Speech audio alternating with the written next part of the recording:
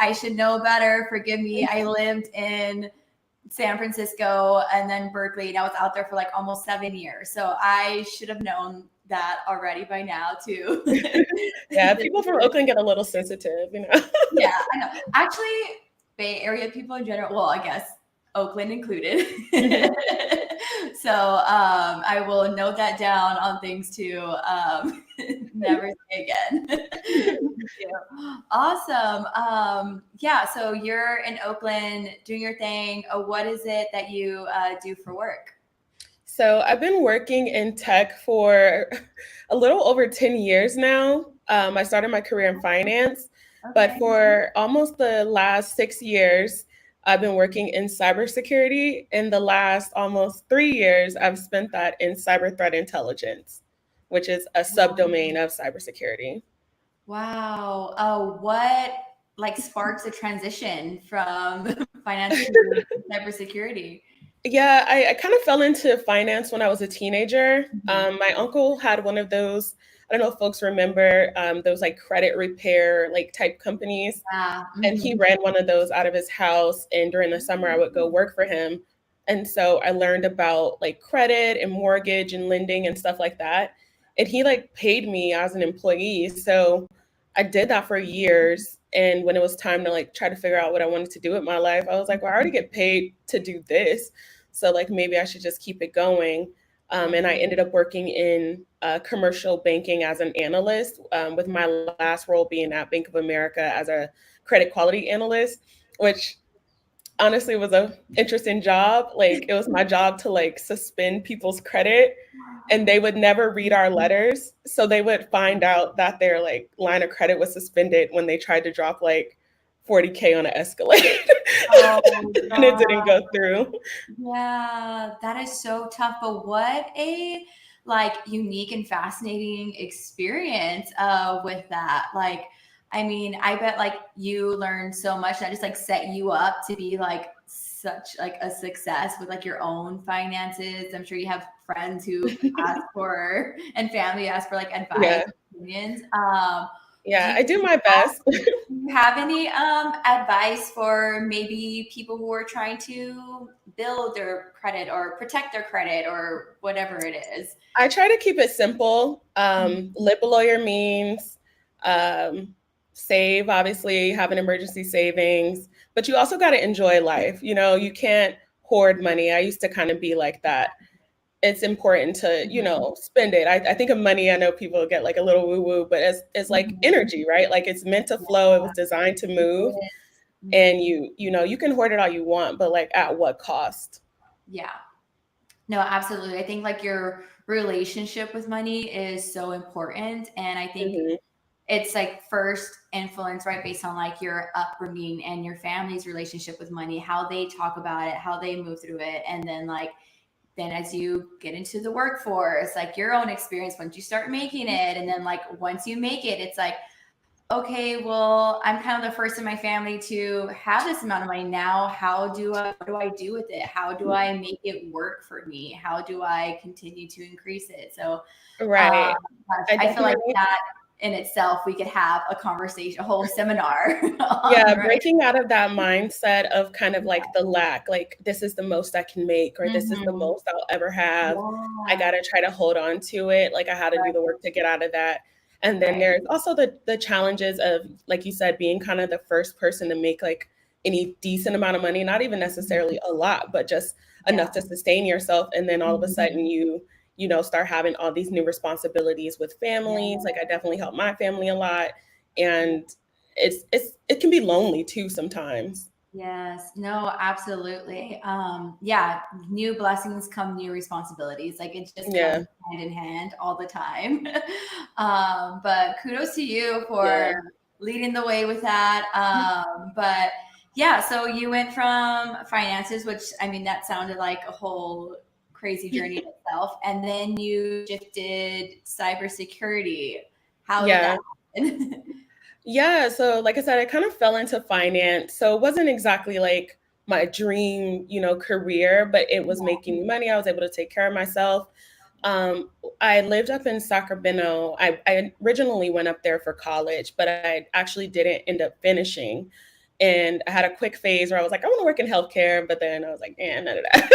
So when I moved back to the Bay Area, one, I hadn't lived here for, I want to say 3 or 4 years. Okay. And I came back and I moved back to Oakland, and I was like, I don't understand. Like, it's so different. The demographics are different. The housing prices are different. Like, what's going on? So I'm obviously like talking to people, and they're like, it's tech. It's all tech. Like when I was growing up, no offense to anybody who might be on this call from West Oakland, but we didn't think West Oakland was like a desert. We don't go over there.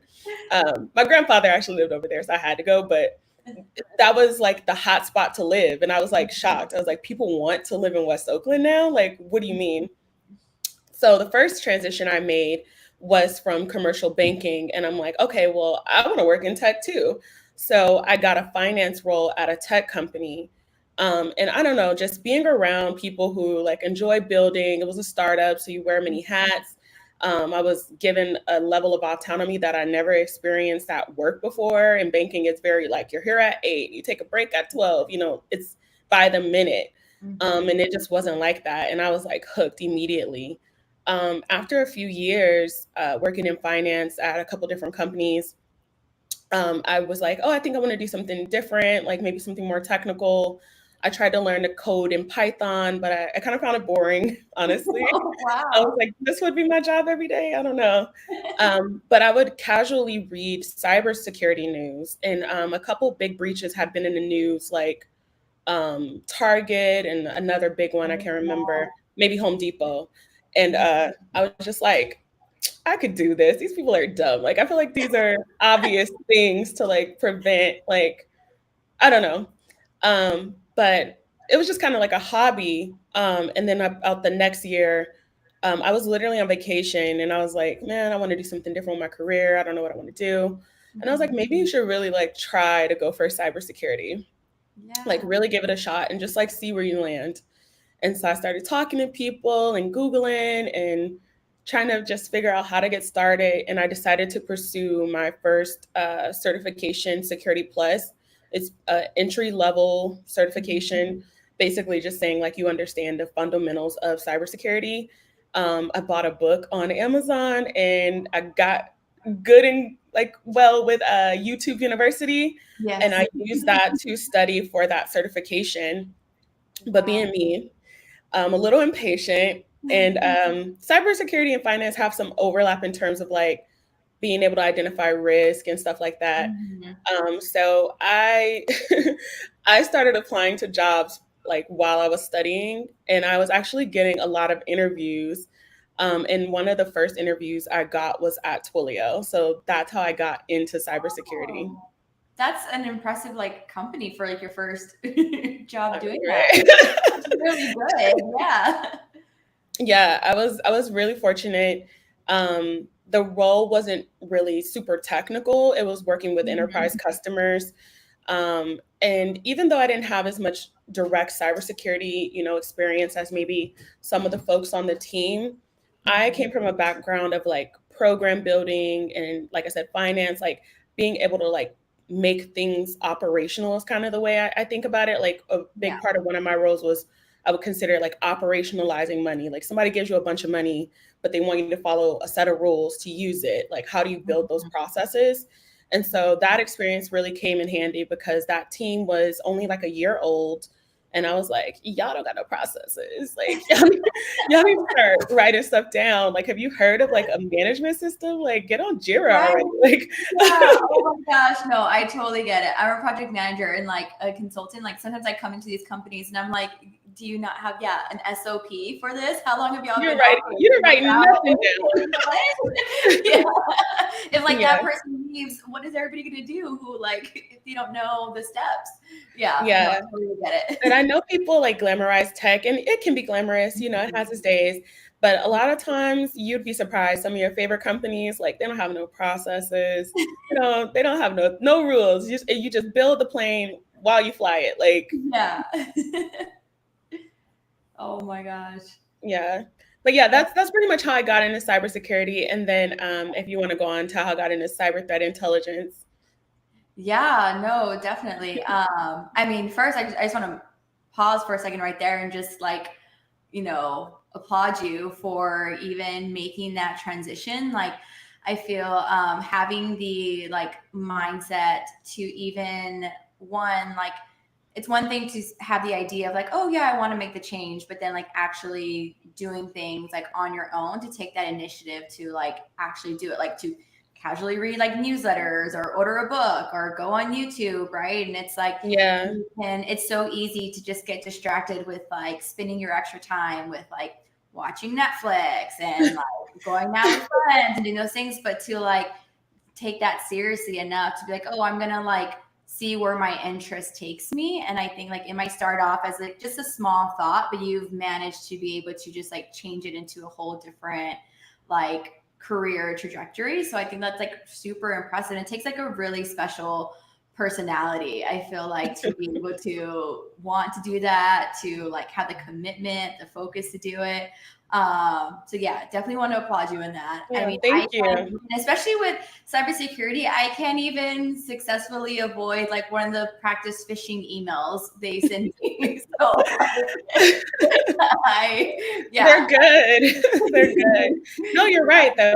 I spent like 9 months like reading this book and watching YouTube, not knowing if it was gonna lead to anything. Right. And I'm looking at all these concepts. All of cybersecurity is built on networking, so I definitely had to go back and brush up on networking first. And I'm like, I don't understand. It's another language. So I was definitely had days where I doubted myself, but I was just like, I don't know, I'm gonna do this. Like, I'm gonna just see what happens. No, absolutely. I feel like even hearing you say that was like similar to my experience with like even the simple principles of money. Like I too, like, once I started making money, I was like, oh, well, like, yeah, I need to learn how to like take care of it. So I started watching YouTube videos and doing all those things. And it's amazing, like what is just available at your fingertips if you just like commit the time, right? And I think that like, you do take the risk of like, because time is like the most valuable thing, right? Anybody has, and you take the risk of like spending your time on like learning this thing, and you don't know if it's going to pay off in the end, but turns out it does sometimes. Yeah. I can't stress enough, get good with your money. Like, that's such a underrated life skill. No, absolutely. And it's like, there's like that saying where it's like, oh, like money can't buy happiness. But I'm like, yeah, but I mean, you could be happy when you have it. So I don't really know. I feel like as a person who's been on both sides of that coin, it's like I like agree and disagree with that statement. Like, no, I've definitely had like more money than I've ever had and been feeling unhappy, but I've also had no money. I pretty much grew up with like less than nothing. So I definitely understand like that pressure. No, 1000%. But okay. So shifting focus back to your career path here. Sorry, just really excited about all these different things. But so then you decided to specialize in what was it? Cyber threat intelligence. It actually came away in a really like, fortunate way. Like I've been blessed with a personality that people seem to find, that makes them want to like do things for me. And a couple of years after working in my first role, I went to one of the leaders on my organization and I was like, hey, like, I think I want to do something different. I've been on this team for a while. Ideally, something a little more technical. I'm willing to kind of like learn whatever I need to learn, but also I don't really know like what that looks like. And, in so many ways, I was just like, I'd rather do that here, but I could also leave. Like, that's not a problem. Like, it's been a run. And he was just like, okay. I'm usually pretty direct. So I don't know. I think he respected it. I was like, yeah, like, let's figure this out or I'm gonna just quit. It's cool. No, so he was like, okay, hold tight. Like, let me just like think about it, see what I can come up with. And a couple of months later, he came back to me and my managers. And he was like, okay, look, I designed this program pretty much just for you. And essentially what you're going to do is rotate between multiple cybersecurity teams and you'll exchange skills. So like you'll program manage for those teams because engineers don't document anything. Or really most people, but cybersecurity people aren't documenting the processes, etc. And in exchange, you get exposure to more technical work. You'll have a license to this like learning platform to learn more about each of the domains, etc. And the first team that I partnered with or rotated into was cyber threat intelligence. And it was just like a click from the start. Like the work is, you need to understand technical things, but you're not the one doing all the technical things. Mhm. It's a lot of reading and research, which I love to read and I'm nosy. So um, we'd be on the platforms, like just basically looking out to see what like cyber criminals are like potentially wanting to target us. Wow. So I did that in exchange. I built out a ticketing system for them in like Jira or something, and they didn't have that before. So like, again, skill exchange. Yeah. After that, I moved on to security incident response, and that team was intense. I felt pretty much immediately it wasn't a fit. I did some stuff with security architecture that was interesting, but like I pretty much knew pretty quickly like I want to go back to threat intelligence. And Yeah. so originally the program was supposed to be for a year, Mhm. and the leader that set it all up ended up deciding to leave. So I was like, me and him one on one, like, look, I delivered on every single thing you asked. You're leaving. Find a way to get me in threat intelligence. Like, figure Yeah. it out. And so yeah, like the next week, I just like woke up. I had a Slack, and it was like, yeah, Shamika's joining threat intelligence. Oh And I my was gosh, look like, at okay. you. Yeah, so I mean, that's not everybody's story. It's definitely not a path most people can follow. Like, they didn't necessarily have me apply or interview for the role. Yeah. They just did it on the strength of like the years of my reputation delivering on different Right. projects. And again, I think being straightforward and advocating for yourself for what you want, like, it just goes a long way. Like, most people don't speak up for the things that they want, which is That is unfortunate. so true, so impressive. Especially as a female to do that. I feel like Yeah. also especially like if like you mentioned, like you didn't come from much, and like neither did I. And I feel like sometimes that would I struggled with my career first starting out, where like I was scared or intimidated to be forward or to ask for more, because it's more of like, oh, you should just be grateful for what you have and where you're at. You don't want to like ruffle any feathers. Don't go asking for too much, because then Yeah. they might just, move on and then go to the next person. But I mean, but then once I overcame that and I started being like, no, actually, I deserve this, and no, I want this, like, it's amazing how people do respond, right? And they're like, yeah, and especially when like your work ethic kind of like backs that up, because that Yeah, goes exactly. such a long way, right? Even as small as like being personable, easy to communicate with, responsive, like those simple little things go a far and long way. Uh, Yeah, people underestimate those soft skills a lot. Like, mhm. I think I'm pretty funny. And, Right. I'm Same. always down to like keep it light, like Yeah. we might be in a tough situation, gotta work late or whatever, but I'm not Yeah. gonna be like a brat about it or whatever. Exactly. And if anything, I'm gonna be like, all right, like let's just figure this out because like we want to be done. Yes. Like, Right. we don't, Absolutely. You're probably all on the same team, right? Like trying to yeah, like we accomplish don't have the same to be goal. crazy about it. Like, let's just get the Right. work done. It's not our Right. best day, but this is all temporary. These things can be figured out, and that like adaptability goes a long way. And again, people do underestimate how much being liked in the workplace goes. You don't got to go out of your way for it, but Mhm. you'd be surprised how much people like kind of like go out of their way to like give a perception of themselves, and Yes. then that's what people remember. Like, you didn't even Mhm. give people a chance to really like fill you out. You just assume like this is what they want to see or something. Yeah, no, 1000%. I mean, I would also imagine that your industry is very like male dominated. Like, how do you feel that like your personality kind of interacts with that type of Yeah. environment? Yeah, that was probably one of my top concerns when I decided to like really pursue this seriously, Mhm. because there's definitely a stereotypical kind of idea of like cybersecurity people, like Mhm. hacker in the basement with a like big hoodie on in the dark or whatever. And that was really one of my concerns. I'm like, I'm joking at work. Like, I gotta make this light. Like, we gotta be here every day. Like, I don't know how that's gonna go. And even down to just like, hair and makeup, stuff like that. Like that Mhm. definitely went through this phase where I thought like to be, a serious career person, you had to like keep it kind of like, conservative and not really, put too much, keep it like simple grays, blacks, don't do too much on the makeup. I don't know why I had that idea. I will say definitely, I didn't grow up with people like training me how to be in the workplace. So Mhm. I tried to learn by watching other people, and that was a mistake because most people don't know how to be in the workplace. Yeah.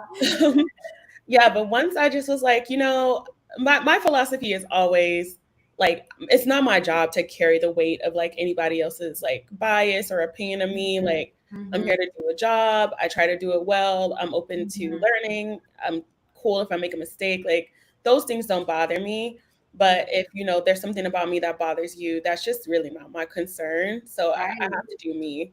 And, Mhm. I've been the best eyebrows on my team Absolutely. for a Yeah. year running. Like, I so love that. yeah, and I like to think, that's encouraged other like, women on my team to do the Mhm. same. I remember when going into the office a couple months ago, and one of my teammates wanted to take a selfie, and I was like, "Oh, we should do it like behind this." She was like, "I just care that we look cute." I was like, "It's like Yeah. right." Yeah, no, absolutely. Like, and yeah, and being that person there for her, I think I'm sure just goes such a long way to like have someone that, confide in, be happy, like just like joke around with, and also just like the other like female energy. I think is just so important for us in the workplace. Yeah. Yeah. Yeah, it's hard. Unfortunately, it's difficult to find environments like that. It's definitely more on the rarer side. Mhm. You know, in pretty much some unimaginable ways, from the job opportunities to just even like kind of being, like you said, afraid to like drop any balls at work. You don't want people to think like, oh, she's not serious. You want to take these things so serious. Yeah. And I've just found like being open about what I need just Mhm. helps. Like, I was gonna get my hair braided a couple years ago, and I told my manager, I'm like, I need to have this hair appointment. It's the only day I can get. I'll take my computer, like no problem. And he was like, go get your hair done. Yeah. Stop. Like, he was like, that's gonna make you better because you're not gonna be stressed. Like, go get your hair done. And I was Yeah. just like, you're Oh. right. That was a moment I had to remember. Yeah. Like, ask Yeah. for what you need. Sometimes I still Mhm. even kind of forget, right? Because you just still want to like be mindful, right? You just never know Right. how people will perceive you. But again, Yeah. not really my problem. Right. No, absolutely. And at the end of the day, we're all human before we're our job titles. And so Yeah. I think it's like leading with that and trying to like live and operate through that, I think is like so important. So what is it that you're like trying to do next? Or like is there a next step, or are you kind of just more focused on what you're currently doing? Well, I really do enjoy Intel, and I failed to explain even what that is. So really quick, I have like a little definition over here because I want people to actually get it. Yeah, So, please educate us. so cyber threat intelligence essentially refers to information that's collected, analyzed, and then disseminated to an audience. So, like your Okay. stakeholders. Mhm. The goal is to counteract cyber threats, and essentially have an understanding of what threat actors like intent, opportunities, motivations, capabilities are to pretty much attack you. And this information is used to hopefully proactively mitigate threats. So a lot of my time, people think this sounds so cool, but honestly, it's sometimes annoying. A lot of my day is spent on the dark web via like tooling and just kind of sleuthing and figuring out like what the criminals are up to. Do they care about Twilio? If they do, why? What's the motivation? Do they want to use our services? Do they want to try to steal information? Mhm. And if they are going to do it, how would they do it? Are they building tools to do that? Is it through those phishing emails? Yeah. Phishing should be illegal. Well, I guess it is, but like it's so bad. Yeah, like now we're getting the text messages, even with AI, the voice cloning type stuff we have to worry Yes. about as a Mhm. communications platform. So we're looking out for all of that. What are the existing threats, and then hopefully based on some of that information, what can we anticipate? Yeah. And I really do enjoy working in intelligence. Lots of reading, lots of writing. I think a logical kind of next step would be maybe to do some stuff maybe on the policy side. Mhm. So I've been like kind of looking into that a little bit. Um, I definitely am more on the side of like, and this may sound kind of bad, but like Twilio, the company, is not necessarily who I'm trying to protect. It's the users, right? The users' Yeah. data. So Mhm. making sure Twilio is using that data responsibly and that we, are doing what we can to look out for the users on our platform, employees included, right? Yeah. And that their data is protected with, the information that we give to our teams. So Yeah. being behind like some of those policy decisions, I feel Mhm. like makes sense as like, okay, like you know what you need to do, but now it's enforced by policy. Like now it's not an optional, like we should do it. Maybe we'll do it next quarter. Like do Yeah. it now. Yeah. No, 1000%. No, I love that. I love that your focus is like on the people and not necessarily the company. Like I Hmm. work in healthcare, and so I would love to imagine that whoever is controlling our security also has that same mindset, right? Because our, healthcare information is so Yeah. sensitive, right? And so yeah, so wow, that's exciting. I never think about the security people. I actually always just think of little like robots who are Maybe we are low key. I sometimes I'm just like clickety clacking on my little screen. No problem. And I mean, you do learn there's kind of like a science to it beyond even like the technical pieces. It's just, there's only a certain amount of attacks that can occur unless something's new and novel. And Mhm. those are essentially what you're like comparing your potential like risk to. Like, Yeah. are we at risk for these types of attacks? We can't really control what hasn't happened or doesn't exist yet, but we know Mhm. phishing is a threat, right? So how do we mitigate that? And for anybody, that's always going to start with using two-factor authentication. I know it can be annoying, but Apple has the little thing where the number fills in for you. It's not even that bad anymore, but that's zero. I used to have a teammate who would say like he just assumes his password is public information. Yeah. And the way to like go about that is like my password is public. Anybody can log in with this password. But what they don't have is me, right? They don't have my biometrics. They don't have my phone to do the second Mhm. factor. Yeah. And I think that's a intense philosophy, but it definitely gets the point across. Yeah. I try not to get or turn into one of those hyper paranoid security people. I Yeah. don't think it's up to me, but I've started doing things like segmenting my email. So I have an email that's literally to give to any person who, Sephora wants this email address, spam, to sign up for something real quick. Mhm. I'm always going to use that email address. Then I have one I never give out except for like finance things. And Okay. then I have one that's kind of like in the middle, like maybe if somebody wants to email me a friend or something. Yeah. Um, and I just work it like that because that makes me feel more secure. Essentially, assume everything is a scam. Trust but verify is kind of the message that's been going around a lot. Yeah.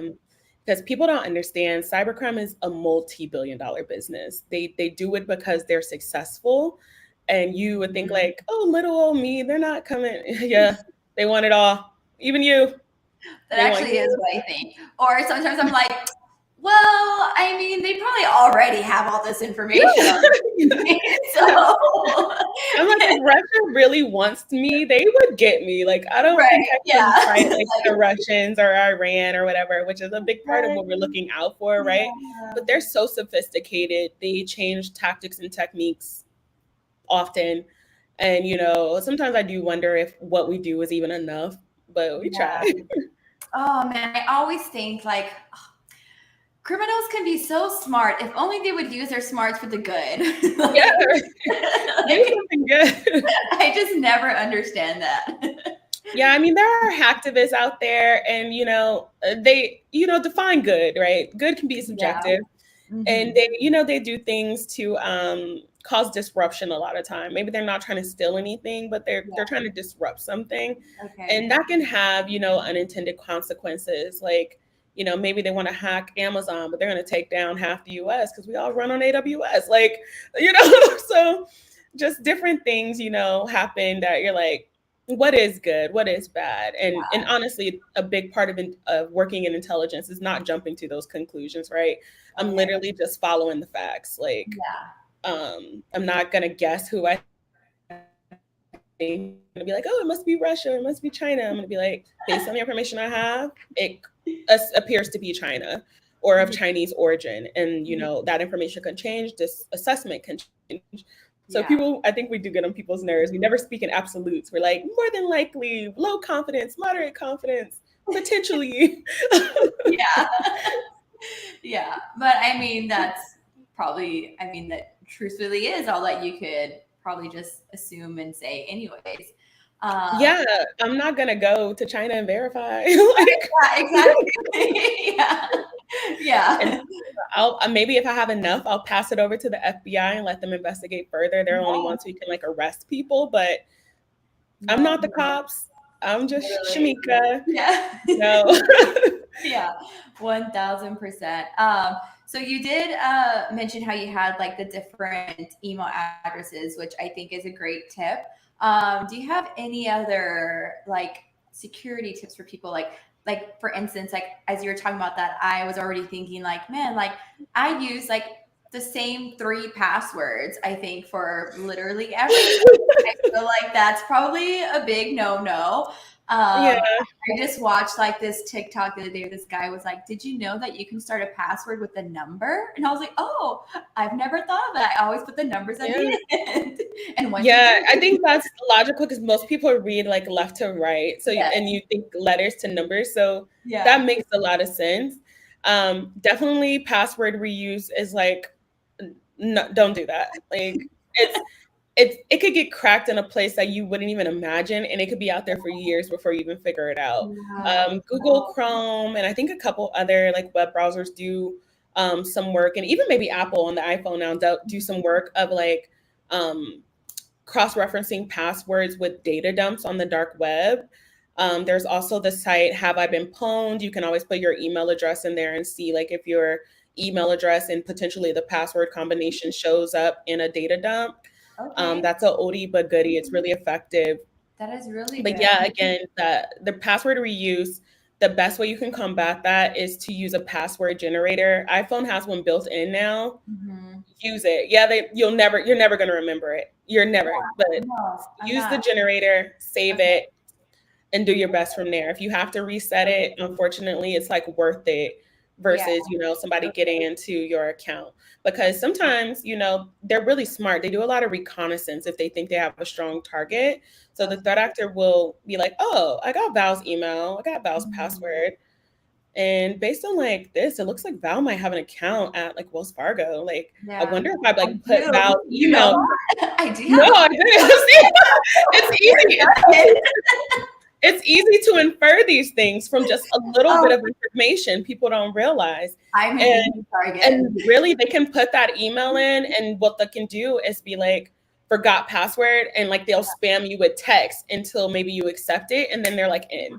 So it you have to be careful with that. It's better to have a longer if you can't do a complex password where it's like letters, numbers, symbols, do a passphrase. So like Yeah. I love Taco Tuesday exclamation mark. That Mm-hmm. usually can get the job done. You can remember it. It's longer. It takes much longer to brute force a longer password versus a short one can be done in like minutes. Mm-hmm. So passphrases are a good hack for that if you don't want to use like a password generator. Just think of a long sentence. Yeah, you're Yeah. gonna have to type it every time, but at least you can hopefully remember it and it'll be harder for a threat actor to crack. Yeah. Okay. Wow. That's good. I hope people are writing that down. I feel inspired to go and change literally every single Just password. change it all, no problem. Just change it all. Yes. You know what? It's a new season. We're in summer. I'm just going to change Yes, literally spring everything. clean your passwords. Yes. Yeah, it's worth it. I mean, I don't ever want to go through identity theft. I know like some people who dealt with that, and it is insanity for years. Oh wait. Yeah.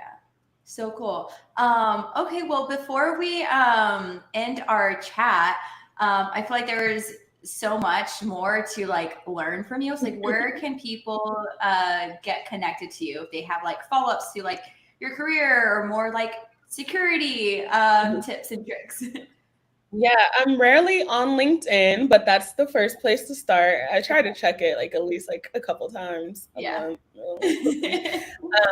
And then I'm on Instagram. I mean, I don't really talk about security on there, but that's a way to reach me. And Twitter, I've been on Twitter a lot more. And all of my handles are like Shamika SZN now. I finally got everything to match.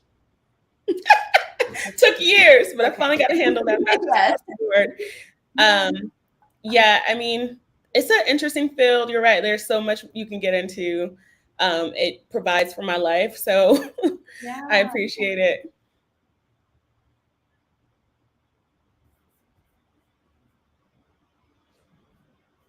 Oh no, did we get frozen? I know we just met, but I'm still so proud of you.